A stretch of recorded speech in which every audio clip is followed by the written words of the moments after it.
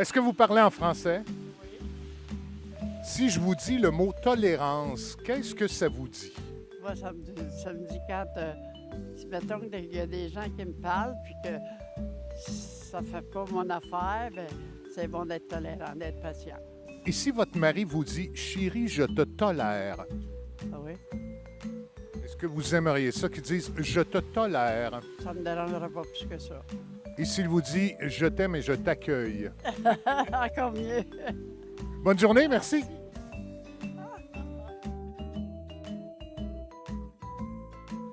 Est-ce que le masculin l'emporte vraiment sur le féminin? Le masculin l'emporte sur le féminin, même s'il y a 100 filles et un seul garçon, nous ont appris nos profs de français très tôt. Si ça a pu choquer de nombreuses jeunes filles au fil des ans, on s'est tout de même vite accoutumé à cette règle parce qu'on nous répétait que c'était comme ça et c'était tout.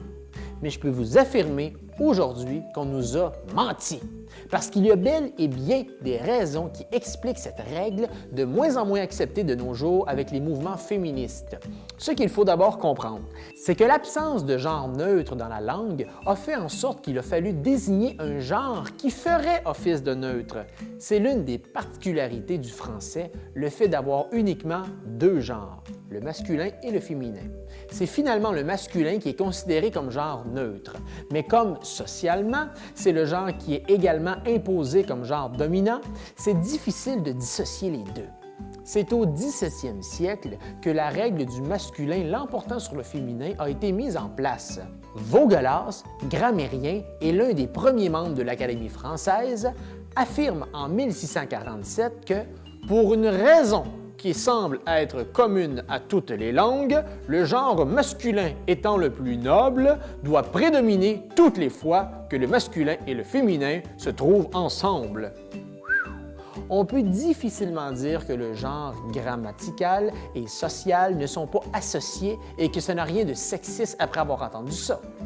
Il faut dire aussi que la domination masculine dans un cadre social contribue à renforcer cette idée. Si la règle a été implantée au 17e siècle, ça signifie que ça n'a pas toujours été ainsi.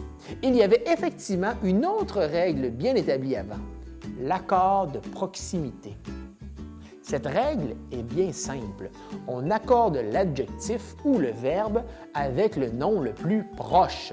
Donc, si le nom féminin qui est le plus près, on l'accorde au féminin et vice-versa. Par exemple, on pouvait dire « les hommes et les femmes étaient impatientes de découvrir de nouvelles contrées » ou encore « les femmes et les hommes se sont assis pour la cérémonie ». Avec les débats sur la féminisation des titres, des textes et la désignation des personnes non-binaires, on a vu cette méthode refaire surface récemment. Plusieurs guides de féminisation proposent même cette méthode comme alternative à la règle du masculin qui l'emporte sur le féminin.